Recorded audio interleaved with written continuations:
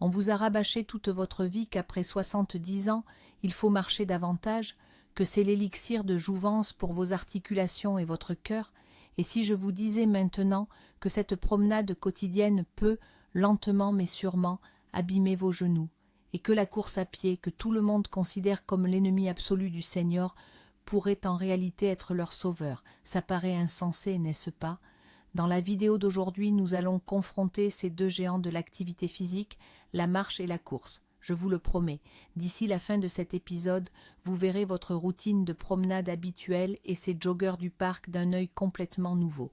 Nous allons tout décortiquer pour découvrir ce qui est vraiment bénéfique pour les articulations à 70 ans. La réponse va vous choquer. Avant de lancer notre enquête, prenons un instant pour observer ce qui se passe à l'intérieur de notre corps. Imaginez vos articulations, vos genoux, vos hanches. Vers l'âge de 70 ans, des changements naturels s'opèrent. Le cartilage, qui agit comme un amortisseur, a tendance à s'affiner. La quantité de liquide synovial, notre lubrifiant naturel, diminue. Les muscles et les ligaments qui soutiennent l'articulation perdent leur élasticité et leur force d'antan. C'est pourquoi la question « quelle charge est bonne, quelle est mauvaise ?» devient non seulement une question de bien-être, mais aussi une question cruciale pour maintenir votre mobilité et votre qualité de vie. Pendant des décennies, la doctrine médicale était simple. Moins d'impact, meilleures sont les articulations. Et c'est cette idée très basique qui a engendré le mythe principal que nous allons démonter aujourd'hui. Alors, attaquons-nous sans plus tarder au mythe le plus lourd et le plus intimidant, celui qui, telle une vieille articulation grippée, empêche beaucoup d'entre nous d'aller de l'avant. Ce mythe, le voici. Courir serait l'assassin garanti des genoux et des hanches, surtout quand on a atteint la soixantaine ou la 70e année. Pendant des décennies, on nous a rabâché que chaque impact du pied sur le sol, à chaque foulée, est un petit clou enfoncé dans le cercueil de notre appareil locomoteur. Visualisez la scène, un cartilage fragile qui, à chaque pas du coureur, s'effrite comme la mine d'un crayon sur du papier de verre. Cette analogie est si parlante, si puissante, que la plupart des personnes de notre âge n'envisagent même pas la course à pied, lui préférant la marche jugée plus sécuritaire. Mais que diriez-vous si je vous affirmais que ce tableau est fondamentalement erroné, et si notre corps n'était pas une simple mécanique usée par le temps, mais un système auto-réparateur d'une complexité inouïe? Les recherches scientifiques des dernières années ont commencé à dessiner une perspective totalement différente, une perspective qui bouleverse complètement nos préjugés. Dans ce nouveau regard sur le monde, la course à pied n'est plus un destructeur, mais, sous certaines conditions, un véritable allié et protecteur de nos articulations. Êtes-vous prêt à briser ce stéréotype avec nous? Alors, écoutez attentivement ce qui suit. Pour comprendre pourquoi la course à pied peut être si bénéfique, il faut d'abord saisir comment notre cartilage articulaire se nourrit. Contrairement à nos muscles, le cartilage n'a pas de vaisseau sanguin. Il reçoit sa nourriture par diffusion, directement à partir de ce fameux liquide synovial. Maintenant, imaginez une éponge. Pour qu'elle s'imprègne bien d'eau, il faut la presser et la relâcher. C'est exactement ce qui se passe avec votre cartilage. La charge cyclique, celle qu'apporte un jogging modéré, agit comme une véritable pompe. Quand vous atterrissez, les déchets métaboliques sont expulsés du cartilage. Et au moment où vous vous propulsez, il aspire, telle une éponge, du liquide synovial frais et riche en nutriments. Ce processus est appelé mécanotransduction et il est absolument vital pour la santé de votre cartilage. En fait, une absence totale d'activité ou même une charge faible et monotone prive le cartilage de cette pompe nutritionnelle, ce qui peut malheureusement entraîner sa dégradation. Par conséquent, la course modérée ne l'use pas. Au contraire, elle stimule son renouvellement et le rend plus sain, plus résistant. C'est une découverte fondamentale qui change absolument toute notre perspective. Attention, il y a quand même une nuance capitale. Quand on parle des bienfaits de la course, on parle d'une course bien faite, intelligente et raisonnée. Il ne s'agit pas de faire un sprint sur l'asphalte avec de vieilles baskets usées. Surtout après 70 ans, les maîtres mots doivent être la progressivité et la technique. Premièrement, la surface. Le bitume ou le béton trop dur sont à éviter. L'idéal, ce sont les sentiers en forêt, les pistes d'athlétisme avec un revêtement adapté ou même un bon tapis de course bien amorti. Deuxièmement, les chaussures. Les baskets de running ne sont pas un gadget marketing. C'est l'outil indispensable qui absorbe une grande partie des chocs d'impact. Elles doivent impérativement être choisies sur mesure, en fonction de la spécificité de votre pied et de votre foulée. Troisièmement, la technique. Oubliez l'atterrissage brutal sur le talon. La course doit rester légère. On essaie de se poser sur le milieu du pied, avec des pas courts et fréquents. Cela réduit considérablement la tension sur les genoux et surtout sur la colonne vertébrale. Et le plus important de tout, commencez doucement. Il faut alterner 1 minute de course avec 5 minutes de marche, puis augmenter très progressivement les intervalles de course. Cette approche transforme une activité potentiellement traumatisante en un véritable soin pour le corps. Maintenant, tournons la médaille et penchons-nous sur la marche. On la considère souvent comme le remède universel, une activité absolument bénigne et sans danger. Marchez et tout ira bien. C'est le message que l'on reçoit de toutes parts. Mais attention, c'est une simplification dangereuse. Certes, la marche est un exercice à faible impact, ce qui est un avantage incontestable. Cependant, le diable, comme toujours, se niche dans les détails. Imaginez que vous marchiez tous les jours pendant 1 heure, mais avec une mauvaise posture, des chaussures inadaptées et une démarche qui sollicite vos articulations de manière asymétrique.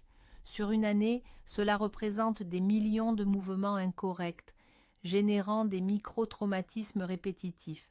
Contrairement à la course, où les erreurs de technique provoquent une douleur vive et rapide qui vous oblige à vous arrêter, les défauts de la marche s'accumulent pendant des années, minant sournoisement la santé de nos articulations.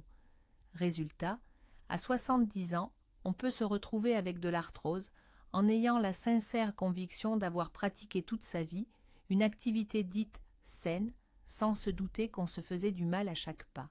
C'est pourquoi il est crucial d'apprendre comment transformer la marche, qui peut être un ennemi potentiel, en notre meilleur allié santé. Le premier point essentiel auquel il faut prêter attention, c'est la posture, votre alignement général. Prenez un instant pour vous observer dans le miroir pendant que vous marchez. Est-ce que vos épaules sont voûtées, la tête penchée en avant, le regard fixé sur vos pieds? Si c'est le cas, attention, c'est la voie directe vers les problèmes et les douleurs. Cette mauvaise habitude ne fait pas qu'accumuler des tensions inutiles dans la nuque et le dos.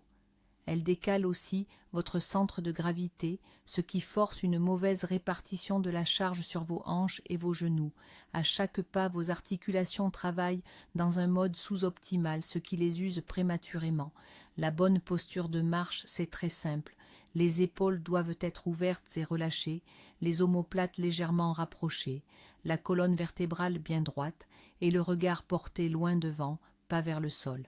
Imaginez que vous êtes tiré par un fil au sommet de la tête, vous tendant vers le ciel. Pensez également à rentrer légèrement le ventre. Ce petit gainage stabilise merveilleusement vos lombaires.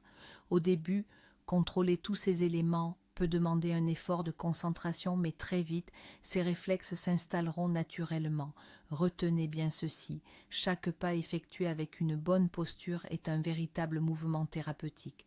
Il renforce votre corps, votre gaine musculaire et surtout, il préserve vos articulations. Inversement, chaque pas avec une mauvaise posture est une micro-agression qui, sur le long terme, mène inévitablement à la douleur et à la détérioration.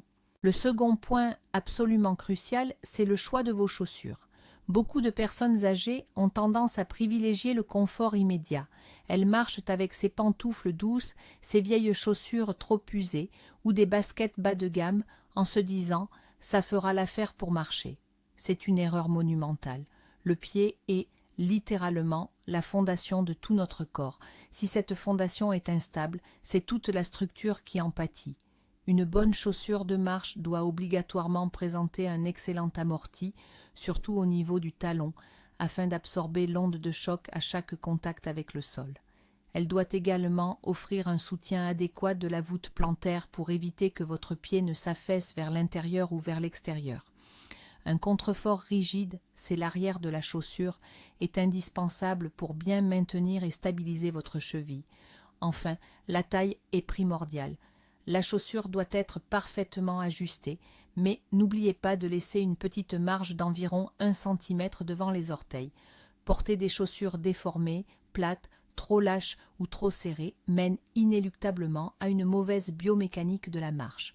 Les conséquences se répercutent directement sur vos genoux, vos hanches et même sur votre colonne vertébrale. Investir dans une paire de chaussures de marche de qualité, c'est l'un des meilleurs investissements que vous puissiez faire pour la santé durable de vos articulations. Ne faites pas d'économie sur vos fondations. Abordons un instant la physique et les chiffres, mais de manière très accessible. Qu'est-ce qu'on appelle la charge d'impact? C'est tout simplement la force que votre corps exerce sur le sol à chaque fois que vous le touchez. Quand vous marchez, cette contrainte représente environ 1,5 fois votre poids corporel. Pour simplifier, si vous pesez 70 kg, à chaque pas, ce n'est pas 70, mais bien une centaine de kilos qui pèsent sur vos articulations. En revanche, si vous courez, ce chiffre monte en flèche. Nous parlons de 3 à 4 fois votre poids. Si nous reprenons l'exemple de 70 kg, la contrainte monte alors à 280 kg. À première vue, le choix semble évident. La marche est plus sûre, mais il y a une subtilité importante. Durant une bonne heure de promenade, vous effectuez beaucoup plus de pas que pendant une petite course de 20 minutes. Conséquence, la charge cumulée totale sur vos articulations, sur l'ensemble de la séance, peut être finalement très similaire. Et surtout, la nature même de l'effort diffère. Quand vous courez, ce sont des impulsions moins fréquentes, certes puissantes, mais dont on sait qu'elles peuvent potentiellement stimuler le cartilage. Inversement, la marche induit une charge monotone, prolongée, et, si la posture n'est pas correcte, cela peut devenir une contrainte de frottement ou de ponçage. En conclusion, la question n'est donc pas seulement dans la force de l'impact, mais aussi dans sa durée, sa répétition et sa qualité. On ne peut pas affirmer simplement qu'un faible impact est toujours excellent et qu'un impact plus fort est nécessairement mauvais. Maintenant, abordons le sujet clé, le véritable protecteur de nos articulations. Ce ne sont ni les crèmes, ni les pilules, ni même les genouillères miracles. Non, il s'agit de nos propres muscles. Imaginez votre genou comme un mécanisme délicat. Les muscles qui l'entourent, les quadriceps à l'avant, les ischio-jambiers à l'arrière, les fessiers, forment un système incroyablement efficace d'amortisseurs et de stabilisateurs. Lorsque ces muscles sont bien toniques et suffisamment solides, ils absorbent la majeure partie du choc, que ce soit à chaque pas ou lors d'une activité plus intense. Ils contrôlent le mouvement de l'articulation et l'empêchent de s'user prématurément. Si, en revanche, les muscles sont faibles, toute la charge et l'impact se reportent directement sur le cartilage et les ligaments. C'est la raison pour laquelle 2 personnes du même âge et du même poids réagissent différemment à un effort identique. Si l'un peut courir ou marcher longtemps sans douleur grâce à ses muscles protecteurs, l'autre, avec des muscles affaiblis, aura mal même en marchant simplement. La question essentielle n'est donc pas « dois-je courir ou marcher ?», mais plutôt « mes muscles sont-ils assez robustes pour protéger mes articulations lors de l'activité que j'ai choisie ?» Comment la marche nous aide-t-elle à renforcer ces muscles protecteurs? Marcher régulièrement, surtout si on prend un bon rythme ou si l'on choisit des chemins variés avec quelques petites montées et descentes, ça aide vraiment à maintenir le tonus de nos jambes et de nos fessiers. Ça empêche ces muscles de s'endormir ou de fondre, ce qui, disons-le, est un avantage énorme quand on a 70 ans ou plus. La marche, c'est l'excellent moyen de garder une activité musculaire minimale, d'améliorer la circulation dans les membres et de travailler notre endurance. Celle qui est particulièrement efficace, c'est la marche en côte. Elle fait travailler spécifiquement le devant des cuisses et les fessiers, sans provoquer la moindre contrainte sur les genoux, même quand on redescend. Toutefois, il faut être honnête. Si l'on veut vraiment gagner en force et en volume musculaire, se contenter de marcher sur du plat ne suffira pas. La marche, elle maintient ce qu'on a déjà, mais elle ne construit pas grand-chose de neuf. Il faut donc voir la marche comme l'activité de base indispensable, mais qu'il faut absolument compléter par quelques exercices de renforcement ciblés pour nos groupes musculaires principaux. Et si on parlait de la course à pied? Quand on cherche à développer la force musculaire, la course est sans aucun doute plus efficace que la simple marche. Lorsque vous courez, vos muscles doivent fournir beaucoup plus d'efforts pour vous propulser et surtout pour stabiliser votre corps à l'impact. C'est une sollicitation beaucoup plus intense, qui stimule mieux les fibres musculaires intérieures à se développer. La course ne fait pas que développer les muscles des jambes, elle fait aussi travailler les muscles du tronc, ce que l'on appelle le gainage, c'est-à-dire les abdominaux et les muscles du dos, essentiels pour la stabilité générale. Avoir un bon gainage est crucial pour une technique correcte et pour diminuer la charge sur vos articulations et votre colonne vertébrale. On arrive donc à un cercle vertueux très intéressant. Pour courir en toute sécurité, il faut des muscles forts. Or, la course elle-même, à condition de commencer correctement et de manière progressive, est un excellent moyen de développer cette musculature. C'est un processus où la cause et la conséquence s'inversent. Vous commencez par des séances courtes et lentes, ce qui donne une impulsion à vos muscles. Ils se renforcent, ce qui vous permet ensuite de courir un peu plus longtemps et un peu plus vite, et cela renforce à nouveau les muscles. L'essentiel est de ne pas vouloir aller trop vite et de laisser à votre corps le temps de s'adapter à ce nouvel effort. Faisons une petite pause avec nos articulations et concentrons-nous un instant sur notre cœur. Du point de vue de la cardiologie, la course à pied présente un avantage indéniable. C'est une activité cardiovasculaire plus intense. Elle force le cœur à battre plus vite, à pomper plus de sang, ce qui entraîne le muscle cardiaque et le rend plus fort, plus résistant. Courir régulièrement permet de réduire efficacement la tension artérielle, de diminuer le taux de mauvais cholestérol, d'améliorer la sensibilité à l'insuline et surtout, c'est une puissante prévention contre les maladies cardiovasculaires qui sont, il faut le dire, la première cause de mortalité chez les personnes âgées.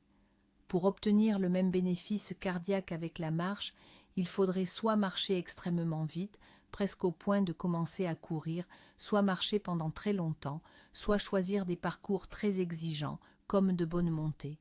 Pour la plupart des personnes qui ont atteint la soixantaine ou la 70e année, une petite course légère de 20 minutes sera une séance de cardio beaucoup plus efficace qu'une heure de promenade tranquille. En clair, c'est un usage plus judicieux de votre temps pour l'entraînement de votre moteur principal. Cependant, il ne faut surtout pas sous-estimer l'importance de la marche lorsqu'il s'agit de la santé de notre cœur. Ce serait une erreur flagrante. Pour beaucoup de septuagénaires, en particulier ceux qui se lancent tout juste dans l'activité physique, la marche rapide représente le point de départ idéal. Les études le confirment, une marche régulière, à un rythme modéré ou soutenu, c'est-à-dire quand vous pouvez encore parler, mais qu'il devient difficile de chanter, diminue significativement les risques de maladies cardiovasculaires. L'élément crucial ici, c'est la régularité et l'intensité. Une simple déambulation dans un parc ou une flânerie devant les vitrines ne suffira pas à obtenir les bénéfices escomptés. Il s'agit d'un entraînement ciblé, vous enfilez de bonnes chaussures, vous sortez et vous marchez sans interruption pendant 30 à 40 minutes. Le rythme doit être suffisant pour accélérer légèrement votre rythme cardiaque et votre respiration. Ce type de marche est un moyen excellent et sûr de maintenir la santé cardiovasculaire, accessible à presque tout le monde. Donc, si la course à pied ne vous convient pas pour une raison ou une autre, la marche rapide reste une magnifique alternative. Un autre aspect crucial de notre santé, surtout quand on prend de l'âge, c'est la densité osseuse et la manière de prévenir l'ostéoporose. Nos os, tout comme nos cartilages, se renforcent naturellement lorsqu'ils sont soumis à des contraintes. C'est ce que l'on appelle la loi de Wolff. Or, pour stimuler efficacement le tissu osseux, on a besoin d'une charge avec impact ou, pour utiliser le terme des spécialistes, d'une charge axiale. Et c'est là que la course à pied prend une longueur d'avance. Chaque fois que votre pied touche le sol en courant, une micro-vibration se propage dans vos os. Cette vibration agit comme un signal puissant pour les ostéoblastes, ces fameuses cellules chargées de fabriquer du nouvel os. Cet effet fait du jogging l'un des meilleurs exercices pour solidifier le squelette et, surtout, pour prévenir les fractures, notamment la redoutée fracture du col du fémur. Bien sûr, la marche est également un excellent exercice de mise en charge et contribue à maintenir une bonne densité osseuse. Cependant, son impact stimulant reste beaucoup plus faible que celui de la course.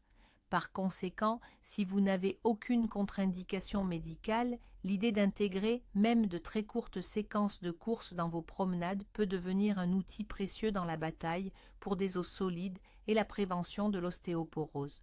Bien sûr, il y a des situations où il faut absolument renoncer à la course à pied. Ce n'est pas une panacée, et il faut l'aborder avec bon sens et intelligence. Si vous souffrez déjà d'une arthrose avancée, stade 3 ou 4, là où le cartilage est gravement atteint, l'impact de la course risque d'aggraver la situation et d'intensifier la douleur. Les processus inflammatoires aigus dans les articulations, comme une crise d'arthrite, sont également une contre-indication formelle.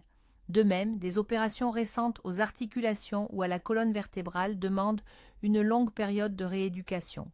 Vous ne pouvez reprendre la course qu'avec l'autorisation explicite de votre médecin traitant et de votre kinésithérapeute. L'excès de poids crée aussi une surcharge importante sur les articulations. Pour les personnes en situation d'obésité, il vaut mieux commencer par la marche, la natation et les exercices de renforcement musculaire. Ce n'est qu'après une perte de poids significative et des muscles bien renforcés qu'on peut envisager de courir. Dans tous les cas, avant de vous mettre à courir à 70 ans, la consultation d'un médecin compétent, orthopédiste ou médecin du sport, est absolument obligatoire. Ce n'est pas une simple formalité, c'est le gage de votre sécurité et de votre bien-être. Et si l'on pouvait allier les bienfaits de la marche et ceux de la course tout en minimisant les contraintes sur le corps, le juste milieu existe-t-il? Absolument. La réponse est la marche nordique. C'est une invention astucieuse qui permet de répondre à plusieurs besoins simultanément. Si vous maîtrisez la technique d'utilisation des bâtons spéciaux, vous ne faites pas que vous appuyer sur eux. Vous vous en servez pour vous propulser activement, ce qui génère deux effets bénéfiques majeurs. Premièrement, une partie significative du poids de votre corps est transférée vers les bâtons et la ceinture scapulaire. Cela réduit l'impact et la charge sur vos articulations, notamment les genoux et les hanches, d'environ 30%. C'est ce qui rend la marche nordique beaucoup plus douce pour le corps que la marche classique. Deuxièmement, cela engage activement toute la musculature du haut du corps, les bras, les épaules, le dos et la sangle abdominale. En réalité, vous travaillez quasiment 90% de l'ensemble de vos muscles, et pas seulement vos jambes. Votre simple promenade se transforme ainsi en une séance d'entraînement complète et tonifiante. Elle permet de brûler près d'1,5 fois plus de calories que la marche habituelle, tout en assurant un excellent travail cardiovasculaire. Apprendre la technique de la marche nordique, ce n'est pas sorcier, mais il faut absolument le faire correctement pour en tirer tous les bénéfices. La principale erreur des débutants, c'est de simplement planter les bâtons devant soi comme on ferait avec une canne. Ce n'est absolument pas la bonne approche. La technique juste, elle, s'inspire beaucoup des mouvements du skieur. Le pas commence bien sur le talon, puis il se déroule jusqu'à la pointe du pied. Les bras et les jambes doivent se mouvoir en opposition. Quand la jambe droite avance, le bras gauche suit et inversement. Gardez les bras légèrement fléchis au niveau du coude et, très important, le mouvement doit partir de l'épaule et non uniquement du coude. Le bâton doit toucher le sol à peu près au niveau du milieu du pied opposé. Mais voici le point essentiel. En fin de mouvement, vous devez pousser énergiquement sur le bâton, en tendant complètement le bras derrière vous. C'est cette impulsion qui procure l'effet majeur, en soulageant vos jambes tout en sollicitant efficacement le haut du corps. Le mieux est de prendre quelques cours avec un moniteur certifié, histoire qu'il vous inculque la bonne gestuelle dès le départ. Une mauvaise technique ne vous fera pas de mal, certes, mais les bénéfices seront minimes. Par contre, si elle est bien exécutée, la marche nordique deviendra un véritable élixir de jouvence. Néanmoins, la règle d'or, celle qui surpasse toutes les études et les conseils scientifiques, reste la plus simple. Écoutez votre corps. À 70 ans, vous avez derrière vous une immense expérience de la vie. Votre intuition, vos sensations corporelles sont vos meilleurs conseillers. Ni un médecin ni un coach ne connaît votre corps mieux que vous-même. Si, pendant ou après une marche ou un jogging, vous ressentez une douleur vive dans une articulation, ce n'est pas une bonne douleur qu'il faut endurer. C'est un signal clair que quelque chose ne va pas. Peut-être avez-vous de mauvaises chaussures, une mauvaise technique, ou alors la charge est trop importante. La douleur est l'invitation de votre corps à faire une pause et à analyser la situation. Apprenez à faire la distinction entre la bonne fatigue musculaire et la douleur articulaire. La première est le signe d'un exercice réussi. La seconde est le symptôme d'un problème. N'ignorez jamais ces signaux. Reposez-vous, récupérez, et si la douleur persiste, consultez impérativement un spécialiste. Savoir écouter et entendre son corps, c'est le secret principal d'une activité physique sûre et efficace, quel que soit votre âge. Mais n'oublions jamais l'aspect psychologique qui est tout aussi crucial. L'activité physique, ce n'est pas uniquement une question de muscles et d'articulations, c'est avant tout une affaire de morale et de santé mentale. Là encore, le choix entre la marche et la course est très personnel. Pour certains, une promenade tranquille, presque méditative, dans un parc est la meilleure façon d'apaiser l'esprit, de faire le vide, de se recentrer et de gérer le stress. C'est l'occasion idéale de savourer la nature et de profiter d'un moment de solitude bienfaisant. À l'inverse, pour d'autres, c'est justement le petit footing, même s'il est lent et court, qui procure un véritable coup de boost, un regain d'énergie. La fameuse euphorie du coureur liée à la libération d'endorphines n'est pas une légende. Elle est une alliée précieuse pour combattre l'anxiété ou même les états dépressifs légers. Demandez-vous sincèrement qu'est-ce qui vous apporte le plus de joie et de satisfaction personnelle. Une activité pratiquée à contre-cœur, sans aucun plaisir, a peu de chances de devenir une habitude régulière. Au contraire, si l'activité vous donne des émotions positives, elle s'intégrera naturellement dans votre quotidien, faisant du bien au corps, mais aussi à l'âme. Alors, choisissez ce qui parle à votre cœur. Alors, comment s'y prendre pour commencer une activité physique ou changer sa routine, surtout quand on atteint les 70 ans, tout en restant en sécurité? C'est simple, le secret, c'est la progressivité. Si jusqu'à présent vous étiez plutôt sédentaire, n'allez pas chercher à faire 10 000 pas d'un coup, ni même courir 1 kilomètre. Commencez plutôt par une distance et un rythme confortable pour vous. Par exemple, une petite marche de 15 à 20 minutes suffira amplement. La semaine suivante, rajoutez simplement 5 minutes à cette durée. Lorsque vous serez capable de marcher d'un bon pas pendant 40 à 50 minutes sans difficulté, vous pourrez alors envisager d'intégrer de légers éléments de course. Testez la méthode Jeff Galloway, 4 minutes de marche suivies d'1 minute de très lent jogging ou de trottinement. Répétez ce cycle plusieurs fois. Si tout se passe bien, la semaine d'après, passez à 3 minutes de marche pour 1 minute et demie de course. De cette manière, très doucement, vous habituerez vos articulations, vos ligaments et vos muscles à cette nouvelle charge, sans les brusquer. En parallèle, il est essentiel d'ajouter quelques exercices de renforcement musculaire très simples, des flexions, squats, avec l'aide d'une chaise, des élévations sur la pointe des pieds et le pont fessier. Ces exercices vont consolider vos muscles protecteurs et rendre toutes vos autres activités bien plus sûres. Alors, quelle conclusion tirons-nous de tout cela? À notre âge, disons autour de 70 ans, que devrions-nous privilégier, la marche ou la course à pied? L'essentiel de notre réflexion, c'est que cette opposition entre marcher et courir est en réalité une fausse querelle. Le véritable ennemi de nos chères articulations, ce n'est pas une activité physique donnée, c'est la sédentarité, le fait de ne pas bouger ou une mauvaise exécution des mouvements. Nous l'avons bien compris, une marche, pourtant réputée bénéfique, pratiquée avec une mauvaise posture et de mauvaises chaussures, peut être plus dommageable qu'un jogging, pourtant considéré comme agressif, à condition qu'il soit bien exécuté, avec de bonnes baskets et sur un terrain souple. Une course modérée, quant à elle, peut stimuler la santé du cartilage et renforcer les os et les muscles de manière plus efficace que la simple marche.